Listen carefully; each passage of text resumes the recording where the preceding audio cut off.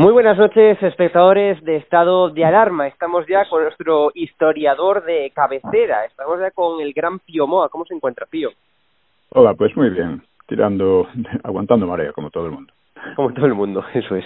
Bueno, pues no sé si quieres comentar algún tema de actualidad o pasamos ya directamente a lo que escribes en tu blog, lo que tú quieras, Pío. Bueno, en el blog estoy tratando también temas de actualidad. Precisamente ahora con lo del 23F, pues Sí.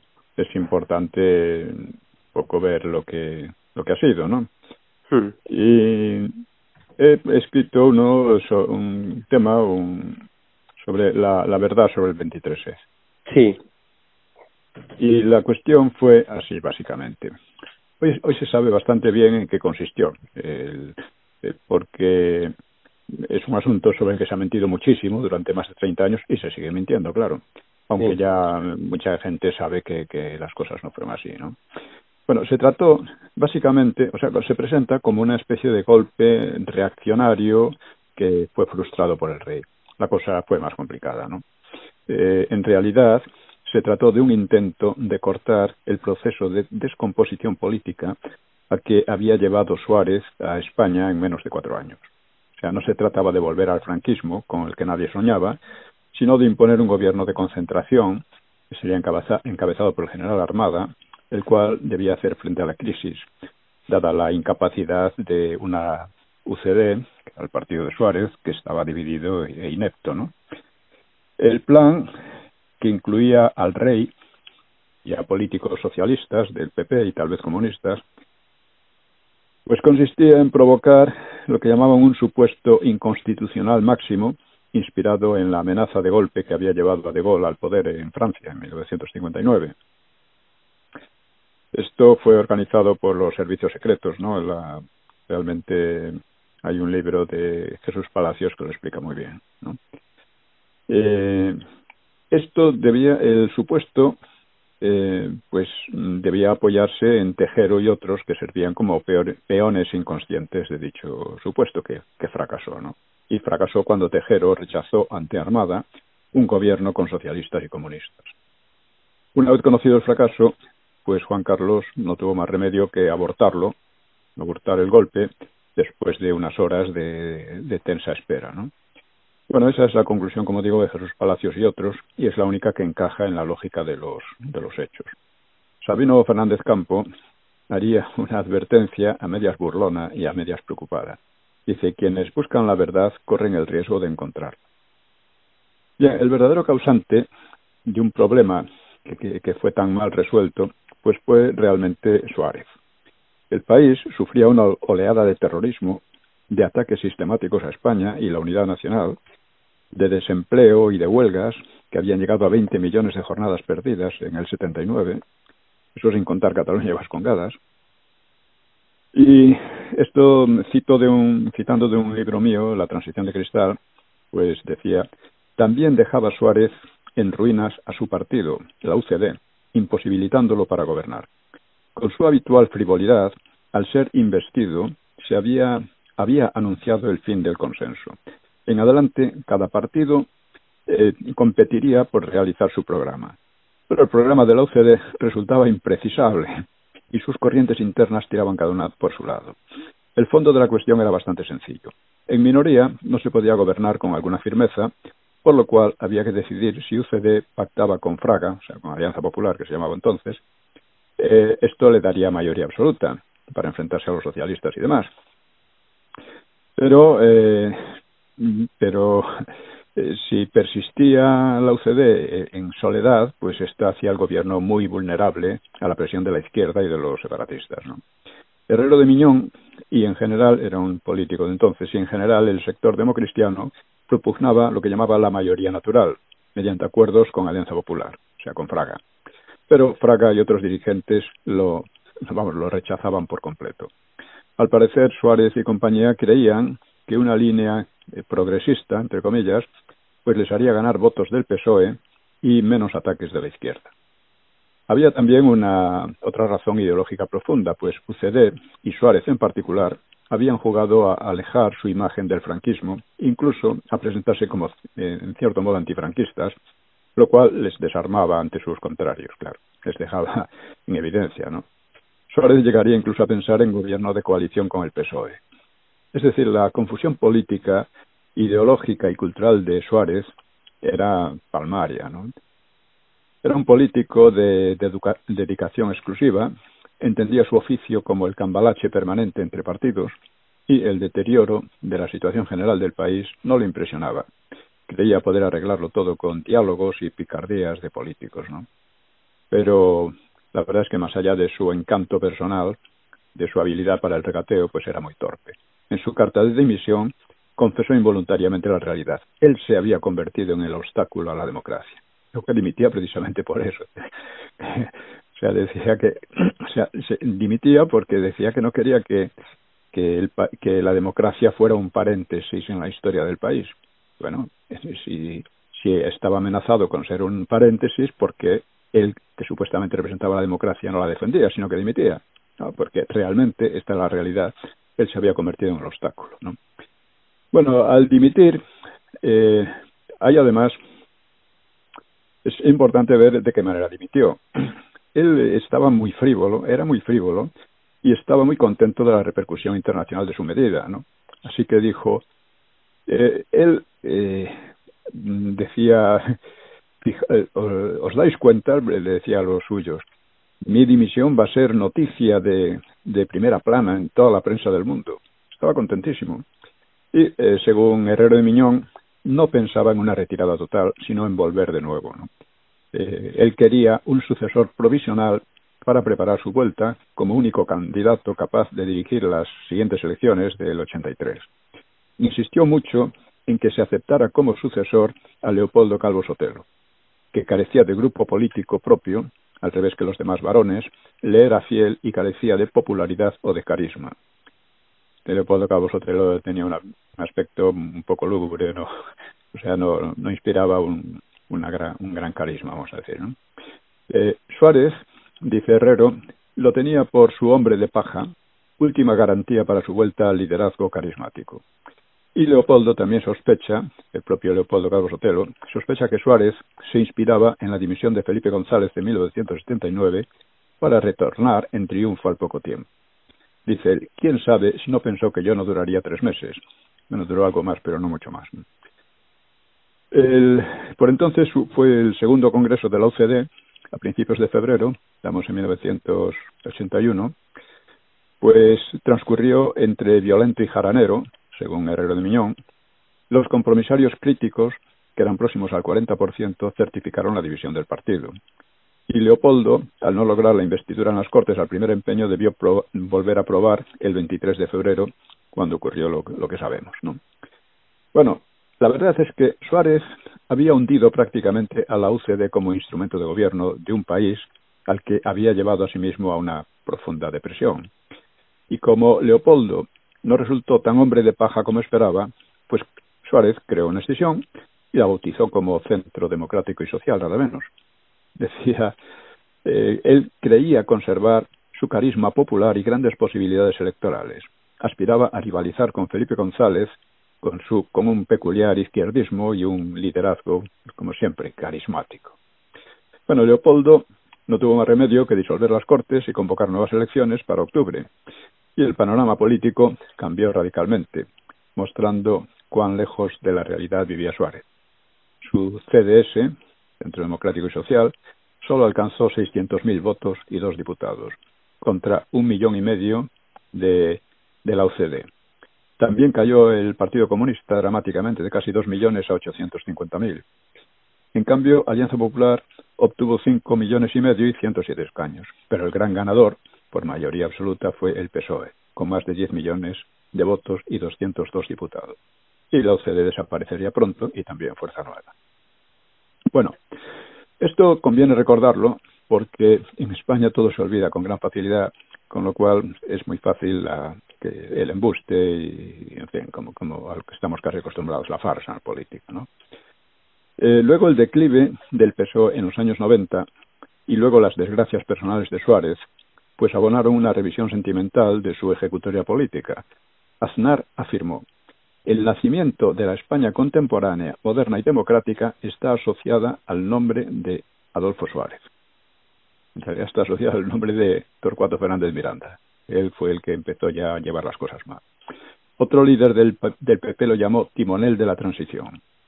Y llovían sobre él premios y agradecimientos y se le comparaba favorablemente con Felipe González. Luego una biografía lo presentaba en 2005 como una tragedia griega. Y en 2007, cuando ya no podía entender siquiera que era el Toisón de Oro, pues lo recibía, porque el rey se lo había rehusado cuando tanto le había halagado antes, ¿no? Bueno, cuando dimitió en 1981, el periodismo le despidió con 1000 sarcasmos y ataques, ¿no?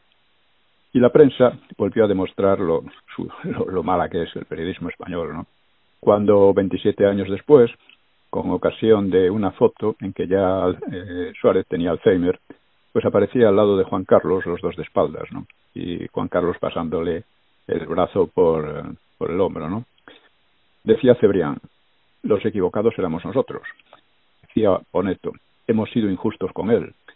El anglómano Pedro J. Ramírez decía: nuestro rey Lear, nuestro Nelson. Dice: no tiene Alzheimer, está triste. Otro Miguel Ángel Aguilar: no volveríamos a escribir lo que escribimos. Félix de Azúa: qué nostalgia de Suárez.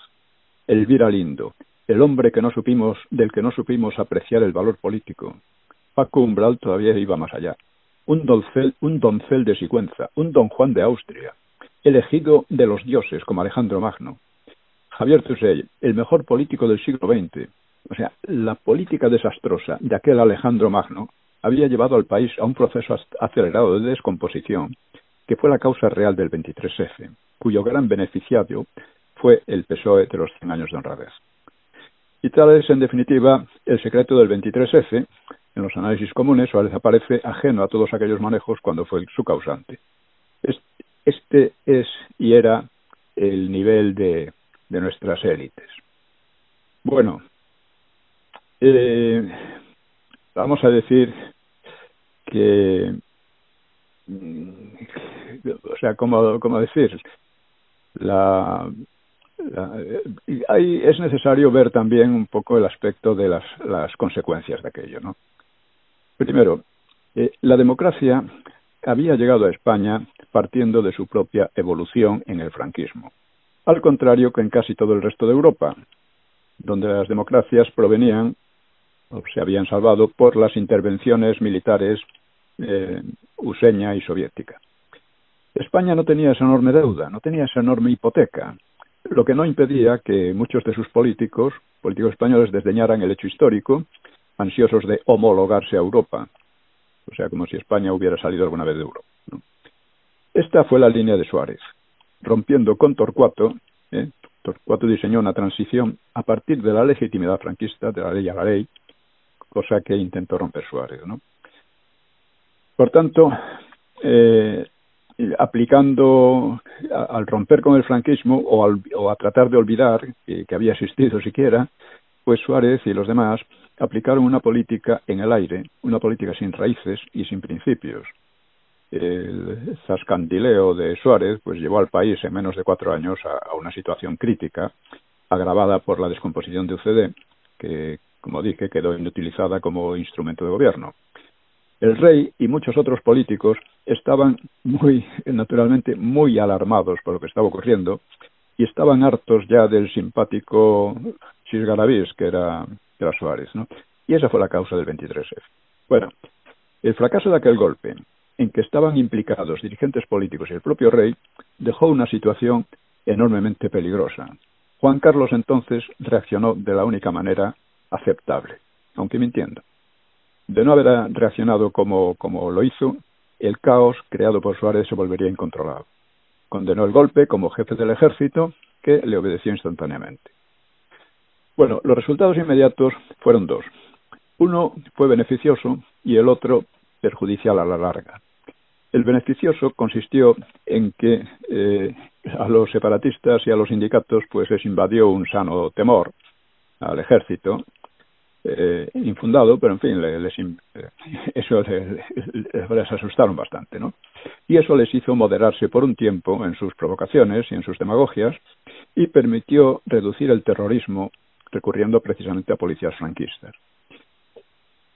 Y claro, otro efecto beneficioso es que tras el breve paréntesis de Leopoldo Calvo Sotelo, pues la solución de un PSOE pues era mucho mejor que la de UCD, porque el PSOE con toda su demagogia era ya un aparato de poder bastante sólido, mientras que la UCD era ya la nada, ¿no? Era la descomposición interna, ¿no?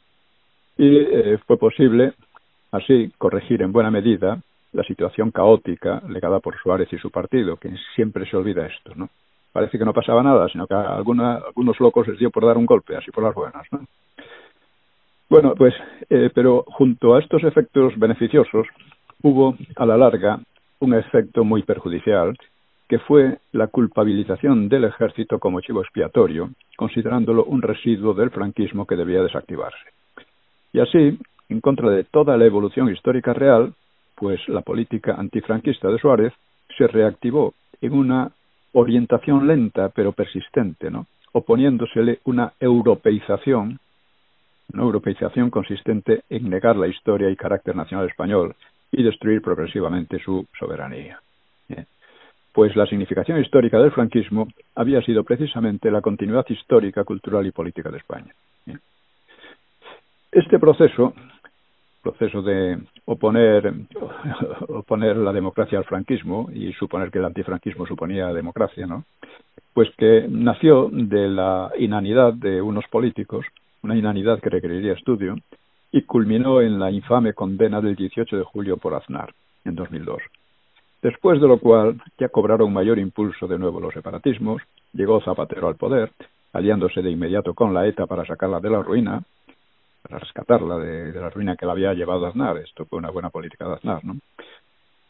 Luego vinieron las leyes totalitarias de memoria y de género, vino el empuje a las autonomías, hasta dejar en residual el Estado en varias regiones, y finalmente hemos llegado al golpe de Estado permanente en que hoy vivimos, en una democracia fallida. Por cierto que en algún periódico suizo se ha definido a España como un Estado fallido, y esa idea está bastante extendida en la Unión Europea, ¿no? Por su incapacidad para afrontar los enormes problemas que los mismos gobiernos han creado, ¿no? Bueno, la base de todo este proceso ha sido la renuncia y condena al franquismo, es decir, a la propia historia de España. O sea, España no puede, afortunadamente, ni tiene que legitimar su democracia en las intervenciones militares de USA y la Unión Soviética, sino precisamente tiene que basarla en la fructífera etapa franquista después de la derrota del totalitarismo y los separatismos en la Guerra Civil. Y mientras esto no se entienda, la política española lleva años reproduciendo los procesos que llevaron a la Guerra Civil. Esa es la razón también por la que, si se pierde la memoria, no se cometen más que graves errores. Esa es la razón por la que yo he escrito estos libros últimamente, ¿no? Que forman una trilogía. Primero, el libro La República, la Segunda República Española, nacimiento, evolución y destrucción de un régimen. Segundo, por qué el Frente Popular perdió la Guerra Civil, que es muy importante porque en general, cuando se identifica el Frente Popular con la República, ya se está falsificando radicalmente la historia. Y en eso ha caído casi todo el mundo. Esta era sobre todo la política o la propaganda, sobre todo comunista en la guerra. La guerra, resulta, el Frente Popular era democrático y seguía y era la continuación de la Segunda República. No es nada por el estilo. Al contrario, el Frente Popular destruyó la República y esto, si no se ve, ya todo el enfoque histórico se viene abajo, ¿no? Luego,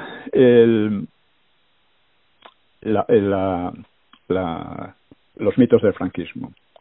Los mitos del franquismo en los que se trata precisamente todas estas historias que se han contado durante tantos años sobre aquel régimen y que se ha desvirtuado de tal manera y que ha servido para precisamente fomentar estas políticas que nos han llevado a donde estamos ahora mismo, ¿no?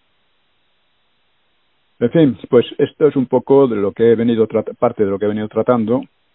He venido tratando también cómo la política que se ha seguido desde hace años ha sido la satelización de España, ¿no? Dice, en el franquismo, los pasaportes, ¿perdona? ¿Oye? Sí, sí, dime. Sí, digo que el franquismo, los pasaportes valían para todo el mundo menos para Rusia y países satélites. Y nada explica mejor los cambios desde entonces que el hecho de que España se haya convertido a su vez en un país satélite, un país colonizado culturalmente, políticamente sin soberanía y embarcado en operaciones militares de interés ajeno, bajo mando ajeno y en idioma ajeno. Y una de las mejores manifestaciones de esa caída degradante es la muy extendida aceptación de ese fenómeno, de esa pérdida de soberanía. El franquismo siempre tuvo una línea clara al respecto, sabiendo adaptarse al mismo tiempo a las circunstancias y aprovecharlas, ¿no? La casta política que le sucedió ya no se adaptaba a las circunstancias, hacía servidora de ellas por carencia de principios y de conciencia de los intereses nacionales, como no la tenía tampoco de la independencia, la democracia y la historia. Esto fue la causa del 23F y es la causa de lo que tenemos ahora. Bueno, su primera medida decisiva fue entrar en la OTAN, de la que España no tenía la menor necesidad. Aunque entonces existía el Pacto de Varsovia, porque a España le bastaban los acuerdos con USA, que era un toma y daca. España prestaba su posición estratégica y a cambio recibía apoyo diplomático contra el criminal aislamiento y la ayuda económica y una ayuda económica modesta, como señaló Franco, ¿no? La OTAN protege a Inglaterra en Gibraltar, pero no a España en Ceuta y Melilla, que no son colonias, son ciudades españolas. Fue el derechista Calvo Sotelo quien metió al país en la OTAN, que luego lo ratificó el socialista González. Ahora, desaparecido el Pacto de Varsovia, la OTAN ya no tiene carácter defensivo, sino claramente agresivo contra Rusia, con España forzada por sus gobiernos a participar en calidad de peón de brega. La segunda gran medida, estamos hablando de la política internacional que España ha perdido, ¿no? La segunda gran medida fue abrir la verja de Gibraltar. Con ello anulaba la victoria política y diplomática del franquismo sobre Inglaterra y transformaba el Peñón en un emporio de negocios sucios y de corrupción contra España. Y nada más significativo que el empeño de los sucesivos gobiernos en hacer como que no se enteraban del significado político decisivo del hecho de Gibraltar, ¿no? Y en declararse amigos y aliados, es decir, lacayos, del país que invadía nuestro territorio. Ese es otro dato que demuestra el carácter antiespañol de una casta política infame, ¿no? Y la tercera medida fue la que llamaban la entrada en Europa, como si España no fuera parte de Europa desde sus orígenes, y como si Europa, que es un concepto cultural no político, se limitase a la Comunidad Económica Europea, que luego ha sido la Unión Europea. Tampoco tenía España necesidad de entrar en esa unión ni de supeditarse a unas decisiones en las que pesaba poco, y menos pesaría con semejante casta política. Fuera de la Unión Europea, España había crecido económicamente de modo más sostenido y equilibrado de lo que luego creció dentro de ella. Y cierto que ya el franquismo cometió el error de pedir la entrada en la Comunidad Económica Europea, con lo cual recibió una humillante negativa por parte de unos países poco dignos, que al contrario que España lo debían casi todo a los ejércitos useño y soviético y a las finanzas useñas. Esto hay que repetirlo siempre porque se olvida y es esencial, ¿eh? Es una diferencia esencial entre España y esos países. Pero en fin, la cosa se resolvió entonces con un tratado comercial extraordinariamente ventajoso para España, ¿no? Bueno, ninguna de estas tres medidas, de la OTAN, Gibraltar y la Unión Europea, ninguna de ellas tiende, todas ellas tienden a anular la independencia y la soberanía españolas, pero ninguna de ellas será necesaria, ni política, ni militar, ni culturalmente. Solo han respondido a la hispanofobia de fondo de unos políticos que se permiten despreciar a su propio país, siendo ellos los despreciables. Observemos también que el aliento, fomento y financiación de los separatismos ha sido otra obra maestra de estos políticos y partidos que debieran pasar a la historia, a la peor historia.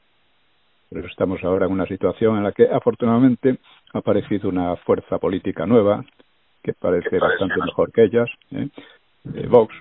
Y bueno, esperemos, todo depende de cómo evolucione Vox.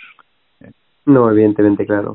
Bueno, pues nada, yo preguntar simplemente por el tema de actualidad que comentamos al inicio, ¿no? Pero que me gustaría profundizar en él, y es el tema de la conmemoración, como decían, ¿no? La propia Casa Real del 23F. Y, por ejemplo, ver a Echenique que pasó de largo, ¿no? Y ni saludó al rey, ¿no? O, por ejemplo, esos partidos, ¿no? Que están cobrando del Estado español, pero que, sin embargo, pues rechazan sus propias instituciones y que no fueron a la conmemoración, ¿no? O a ver al rey. yo no sé hasta qué punto debemos permitir eso, ¿no? Un país en donde se debe regir el respeto por la Constitución y por las instituciones. Bueno, vamos a ver. Aquí, primero, el respeto a la Constitución ha sido muy escaso por parte del PP o del PSOE. O sea, bueno, todo lo que ha pasado en estos años, cuando se habla de un grupo constitucionalista, es un cuento, ¿no? El único que respeta ahora mismo la Constitución es Vox. En segundo lugar, es normal que esta gente, que a lo que aspira es a liquidar todo lo que queda del franquismo, y la monarquía es parte de lo que queda del franquismo, y por supuesto la democracia que viene de él, hubiera sido imposible sin él. Bueno, pues esto de la gente es lógico, intentan destruirlo, lo intenta destruir porque nos fijamos mucho en Podemos, ¿no? Pero mucho más grave es el PSOE del doctor, ¿no? Claro, sí. En realidad los dos tienen el mismo programa político, el mismo proyecto, ¿no? Que es el proyecto de destruir toda la herencia del franquismo. Recuerde usted cuando, es que es muy significativo, cuando el doctor tomó posesión, cómo saludó a Juan Carlos. Simplemente se inclinó muy ligeramente con un aire despectivo, ¿no? Porque para ellos la monarquía, ya desde el principio el PSOE dejó claro que era un partido republicano. Aceptaba, el propio Zapatero dijo en alguna ocasión, claro, pero ustedes han aceptado la monarquía. No, el PSOE no ha aceptado la monarquía. Aceptó a Juan Carlos debido a su propia debilidad, debido a que no podía hacer otra cosa. Pero después la política que ha seguido y va siguiendo cada vez más es acabar con la monarquía. ¿Y por qué? Porque viene del franquismo. De las muchas cosas que quedan del franquismo, afortunadamente, que impiden que todavía no caigamos en el caos, ¿no? En el caos total, pero que estamos acercándonos mucho a él. Así que no nos preocupemos tanto sí, debemos preocuparnos de la pandilla esta de Podemos, pero sin olvidar que hay detrás de esa pandilla hay otra pandilla mucho más fuerte, que es la del doctor, y que además hay otros partidos, como el PP sobre todo, y Ciudadanos, que están haciéndole el caldo gordo de siempre al PP y a los separatistas. O sea que si ahora intentan presentarse como otra cosa es simplemente porque ven que pierden votos. Y como pierden votos, pues tratan de engañar a la gente de nuevo. Pero hay que recordar, insisto, la memoria es muy importante, hay que recordar lo que han hecho durante todos estos años. Completamente de acuerdo contigo, Pío. Bueno, pues muchas gracias por tus palabras, por tu tiempo, y nos vemos la semana que viene, Pío. De acuerdo, muchas gracias a vosotros. Venga, un abrazo, Pío. Chao. Muy buenas a todos, esto es Estado de Alarma. Hoy estrenamos este programa por YouTube de media hora de duración. Estaremos de lunes a jueves a partir de las 8:30 de la tarde.